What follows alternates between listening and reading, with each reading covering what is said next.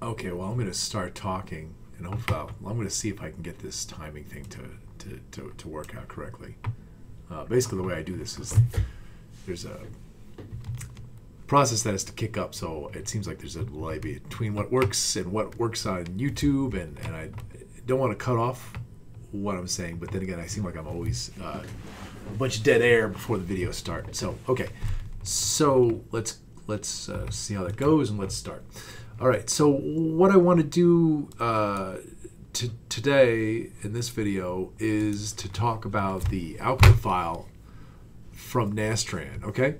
So let me see if I can zoom this in a little bit. Zoom in. Let's do it one more time. I think that's pretty good, okay? Okay, so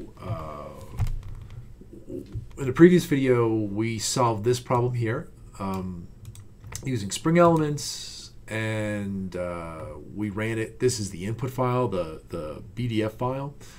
And when you run it and it runs successfully, you get several output files, okay? So let's talk about the main results file, all right? Now, when you run this, if you don't see an FO6 file, so the FO6 file is the main results file. If you don't see an FO6 file, probably there was an error. And so what you want to look at there is either at like the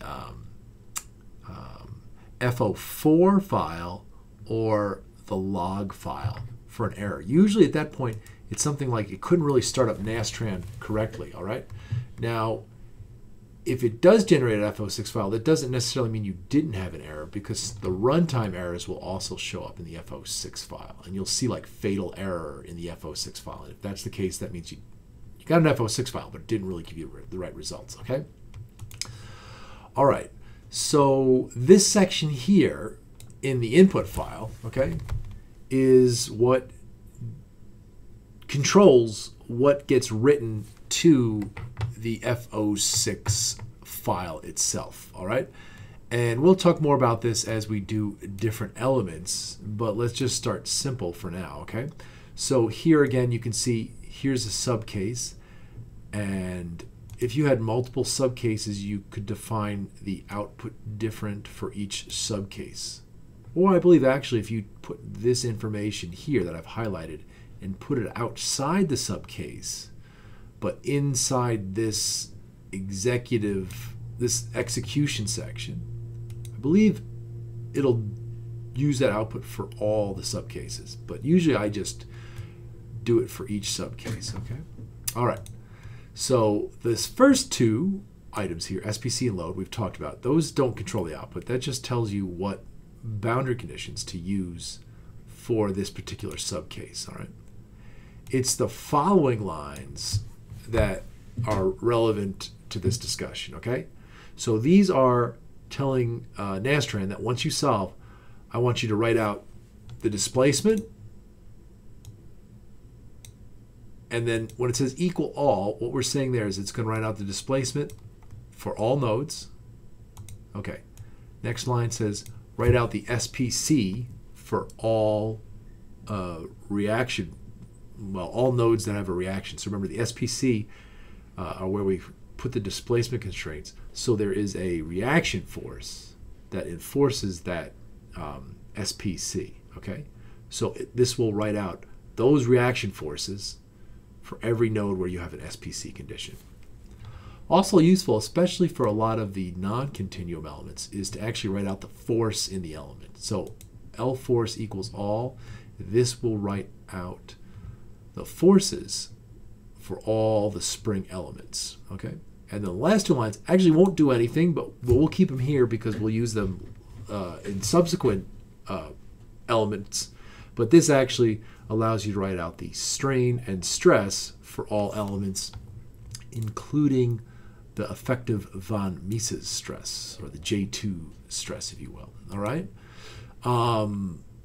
Now, for the spring element, this won't do anything because, in fact, the spring element doesn't have the ability to compute strain or stress, okay? All right.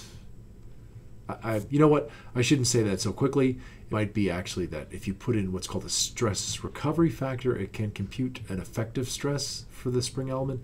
But I won't cover that now. We'll actually see that concept again when we do the C rod element in the next chapter, okay? So let's start there. And then we have the begin bulk section and so on and so forth. Again, I mentioned this in the last video, but let me talk about this again. This param post 0. This writes out an XDB file, which is what we call a binary file. These are files that, are meant for computers to read. Unlike this type of file here, which is an ASCII file where a human can read, right? This is just in English. But a binary file is just basically ones and zeros, ostensibly. And the reason why is it's much faster to load large amounts of data. So this basically writes out the XDB file. Now, this doesn't generate a lot of data, but the reason we do this is because the XDB file is what we can look at in Hyperview, and maybe we'll look at that in a second, okay? So you can see when I ran this one, this problem is the Spring1 alt, and so you can see here's the BDF file, the input file. It generated an FO4, an FO6, as well as the XDB, okay? And we'll look at those later on, all right? All right, so it ran, and here are the results. Again, it always gives you a little bit of publicity up front, but then what it does initially is it reminds you, or it gives its version of what the input was. So this is actually important because sometimes you think you ran one thing, but actually it was interpreted in a different way. Either because maybe you typed in the wrong thing, or you typed in something in such a manner that was actually a little different than what you think it was doing. But this explicitly tells you what it's seeing. Like we have 3 spring elements, there's an external force, write out the XDB file, so on and so forth, okay? All right, the next bit here is this super element basic coordinate system is transforming the global stiffness matrix to the appropriate coordinate system, and we will not talk about that here. We'll talk about it a little bit later when we do the incline supports. And then also how well it basically solves, okay? All right, so that's going on here, right? This gives you pivoting information for the solution. Usually we don't have to worry about that too much, except if there's an error in the solution, in how it actually solves KD equals less. Sometimes we have poorly conditioned matrices, and this can be a problem. You'll usually get a warning on that, if not a fatal error if it's really severe. And you can look in here and see what's going on, okay, which equations are being problematic. But again, for most of us, the stuff starts right here, where we have subcase 1. If we had multiple subcases, you would see the subcases delineated. And it writes out the information, that we request. So first is the nodal displacements, all right? So every grid point has 6 degrees of freedom. Translation in the X, Y, and Z, 1, 2, and 3, and rotation about the X, Y, and Z, okay? Now, for a lot of elements, they won't support rotation, so you'll get nothing there. And a spring element is one of those, right? So here you can see node displacement at node 1 and 2, which makes sense because they are fixed, right? I probably should have drawn a little quick picture of the model, right? The model looks, well, you can see it here, right? This is the model, right? 2 springs in parallel connected to the wall, and then a third spring with a tip force on it, right? So, okay, so these are the displacements. The displacement's only in the X direction. There's no displacements in the Y, all right? Here are the constraint forces. Okay, so we only have constraints at node 1 and node 2. So here are the constraint forces, negative, because they're acting in the negative X direction, all right? If you had forces in the Y or reaction moments, like we'll have with beam elements, they'll show up here as well, but the spring element can't generate those, so there you go. And then this is the interesting one. This is actually the spring force, right? This is the scalar forces in the spring. So this has units of force, like in this problem, probably pounds, the way I defined it, right? So first element, here's the force, right? So it's a compressive force of -40. well, actually, they have a negative here, right? So these are clearly tensile forces. So they put compression as positive for a spring. This will change for the other elements, but here, actually, a spring element shows up negative for tension, all right? So this is a tensile force of 40 pounds. In the second element, it's a tensile force of 60 pounds. And then finally, a tensile force in the third element of 100 pounds. And you can see the 40 plus 60 equals 100, and that makes sense, right? Then the last two sections are showing the stresses and the strains. Now, since we didn't define a way for the spring element for Nastran to calculate the strains, it gives us a 0 result here, okay? That doesn't necessarily mean that the stress is 0, right? But if you think about it, to compute a stress, you would need to know like the cross-sectional area, or the area that the force generates a stress over. Likewise, to figure out the strain, you would have to know what's the sort of the unstretched length of the spring, or the gauge length of the spring, so that you know, you could figure out the change in length over length type of strain, elongation, right? So we have the displacements, but we don't know what's the reference length. So we can't compute the strain, and likewise, we can't compute the stress, all right? So it gives you 0 results. Again, as we talk with later elements, there are parameters that you have to put in so that Nastran can compute those values. We did not do that, but that does not mean that the stress is 0, right? If you ignore to put those values in, it'll just give you a trivial value of 0, right? But here they are, the strains and the stresses, okay? All right, maybe I should load up the, once again, let's see if I can start the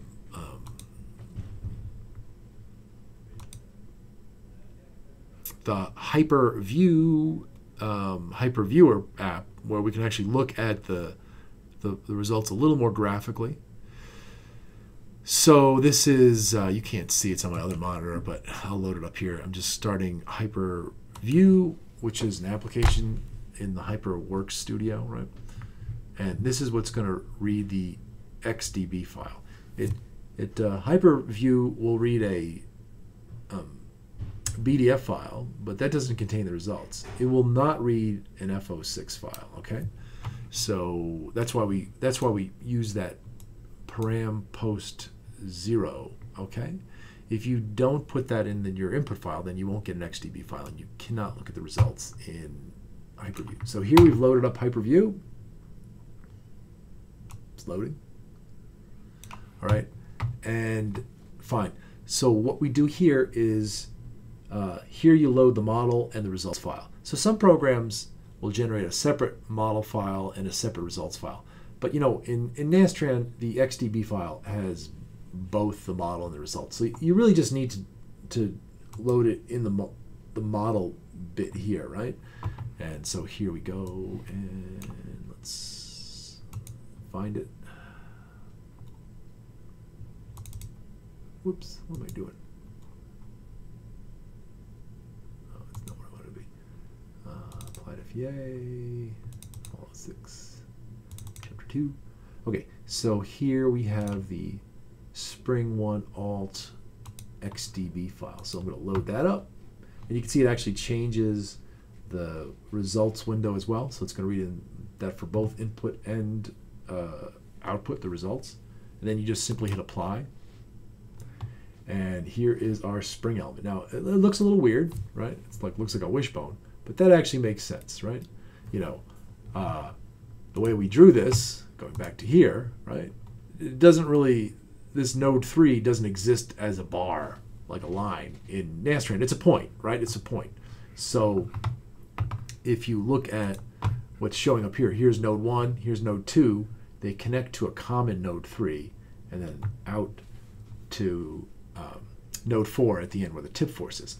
Now, again, you don't have to worry about the angle of the element. It's not as if there's some sort of like vector sum, because the spring element, the way we defined it, is a stiffness between degrees of freedom. So it's just relating the x component of the first node to the x component of the third node, and likewise for this spring, the x component of the second node to the x component of the third node. So even though it looks like it's at an angle, it does not put some sort of vector component in. There's no cosine theta effect in here, all right?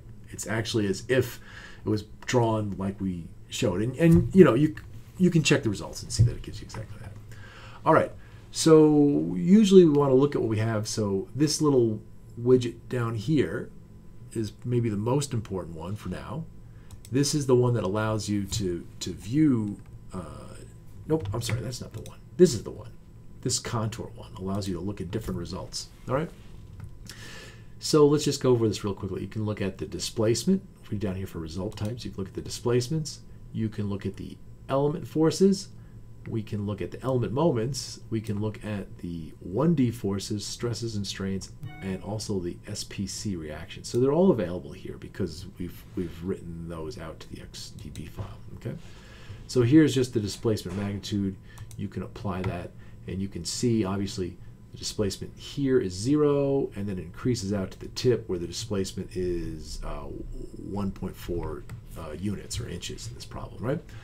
Now, we could also look at the 1D element forces. I believe actually this will show nothing. Yeah, this shows nothing here because those weren't written out per se, but where you do see them is actually, we can do 1D forces, right?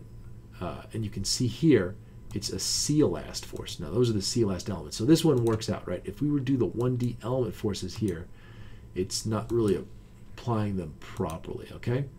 But if I use the 1D, the one-dimensional force for the CELAST force, that's what's being written out for the element. And, you know, sometimes you just have to kind of fool around with those. If it's something new, you want to check that it's giving the result you want. So if we use that 1D force, the CELAST force or the spring force that we apply, here you can see you get the element forces, and you can see they're discontinuous, right? It's uniform red, so it's about the 40 for this one. This one's about 60, and this one's 100, right? So it shows those, all right? You can do stress and strain, but they're going to come out to be all 0, right? And that makes sense because we didn't give Nastran the appropriate information to compute the strains or the stresses, okay? And if you want to look at the reaction forces, we can do that as well.